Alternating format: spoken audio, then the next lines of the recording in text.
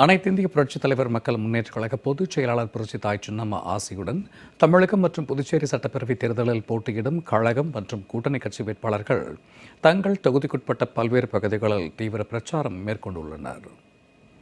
மதுரை மாவட்டம் மேலூர் தொகுதி கழக வேட்பாளர் சோனியா காந்தி மேலூர் வர்த்தக சங்க நிர்வாகிகளிடம் ஆதரவு கோரி வாக்கு சேகரித்தார்.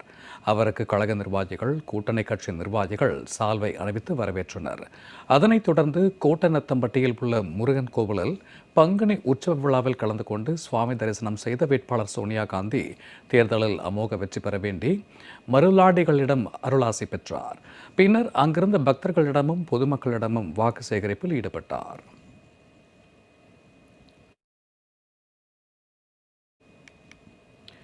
அனைத்திந்திய புரட்சித் தலைவர் மக்கள் முன்னேற்றக் கழக தூத்துக்குடி சட்டமன்ற தொகுதி வேட்பாளர் ஏசா துரை தொகுதிக்கு உட்பட்ட பகுதிகளில் வாக்கு சேகரிப்பில் ஈடுபட்டார்.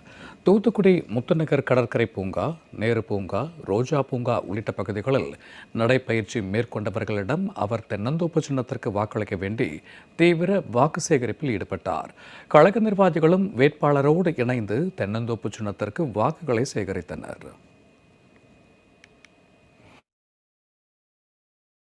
அனைத்திந்திய புரட்சித் தலைவர் மக்கள் முன்னேற்றக் கழகத்தின் கடலூர் சட்டமன்ற தொகுதி வேட்பாளர் KS ராமசாமி கூட்டணி கட்சியான பாமக நிர்வாகிகளை சந்தித்து தென்னந்தோப்பு சின்னத்திற்கு ஆதரவு திரட்டினார். அப்போது கழக வேட்பாளருக்கு பாமக நிர்வாகிகள் சால்வை அணிவித்து தங்களது முழு ஆதரவை தெரிவித்தனர். விருதுநகர் மாவட்டம் திருச்சுழி சட்டமன்ற தொகுதியில் போட்டியிடும் அனைத்திந்திய புரட்சித் தலைவர் மக்கள் முன்னேற்ற கழக வேட்பாளர் முருகேச பாண்டியன் தமிழ் பாடியில் உள்ள பெரும் பிடுகு முத்தரையர் படத்திற்கு மாலை அணிவித்து மரியாதை செலுத்திய பிறகு தென்னந்தோப்பு சின்னத்திற்கு தீவிர வாக்கு சேகரிப்பில் ஈடுபட்டார். தொடர்ந்து ஆலடிப்பட்டியில் உள்ள பசும்பொன் முத்துராமலிங்க தேவர் திருமகனாரின் திருவுருவச் சிலைக்கு மாலை அணிவித்து மரியாதை செலுத்திய அவர் அங்குள்ள பொதுமக்களிடம் வாக்குகள் சேகரித்தார். இதனைத் தொடர்ந்து கல்லூர் அணையில் உள்ள பெருந்தலைவர் காமராஜர் சிலைக்கு கழக வேட்பாளர் முருகேச பாண்டியன் மாலை அணிவித்து மரியாதை செய்தார்.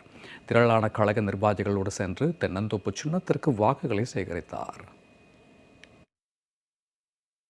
அனைத்திந்திய புரட்சித் தலைவர் மக்கள் முன்னேற்றக் கழகத்தின் சிவகங்கை தொகுதி வேட்பாளரின் அறிமுக கூட்டம் சிவகங்கை அரண்மனை வாயில் முன்பு நடைபெற்றது. இந்த கூட்டத்தில் சிவகங்கை தொகுதி கழக வேட்பாளர் குரு முருகானந்தத்தை கழக நிர்வாகிகள் அறிமுகம் செய்து வைத்தனர். கழக வேட்பாளரை பெருவாரியான வாக்குகள் வித்தியாசத்தில் வெற்றி பெற வைக்க கடுமையாக உழைப்போம் என கழக நிர்வாகிகள் சூளுரைத்தனர். இதன் பின்னர் கழக வேட்பாளரோடு இணைந்து கழக நிர்வாகிகள், தொண்டர்கள் தென்னந்தோப்பு சின்னத்திற்கு தீவிர வாக்குகளை சேகரித்தனர். நெல்லை மாவட்டம் நாங்குநேரி சட்டமன்ற தொகுதியில் போட்டியிடும் கழக வேட்பாளர் டாக்டர் சா வெள்ளத்துறை களக்காடு பகுதியில் தீவிர வாக்கு சேகரிப்பில் ஈடுபட்டார். அங்குள்ள சேரன் மாதேவி சாலையில் கழக வேட்பாளர் வீதி வீதியாக சென்று வியாபாரிகள் மற்றும் பொதுமக்களிடம் வாக்குகளை சேகரித்தார். தென்னந்தோப்பு சின்னத்திற்கு வாக்களிக்கும்படி கேட்டுக்கொண்டார். கழக வேட்பாளரோடு இணைந்து கழக நிர்வாகிகள், தொண்டர்கள் தென்னந்தோப்பு சின்னத்திற்கு வாக்குகளை சேகரித்தனர்.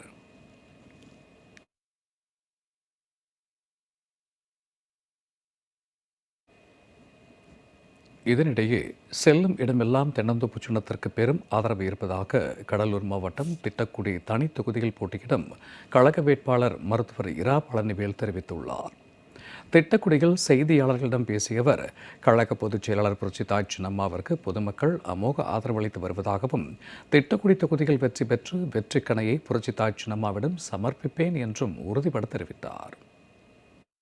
151 திட்டக்குடி தனித்தொகுதியில் என்னை வேட்பாளராக நிறுத்தியிருக்காங்க. நான் இன்றைக்கி வேட்புமனு தாக்கல் பண்ணிட்டு வந்திருக்கிறேன். அம்மா போர் இடம்லாம் சின்னம்மாவுடைய வெற்றி கையில் இருக்குது. மக்கள், ஏழை மக்கள், கிராமப்புற மக்கள், நகரப்புற மக்கள் அனைத்து வகையிலும் பார்த்திங்கன்னா சின்னம்மாவுக்கான ஆதரவு இருக்குது.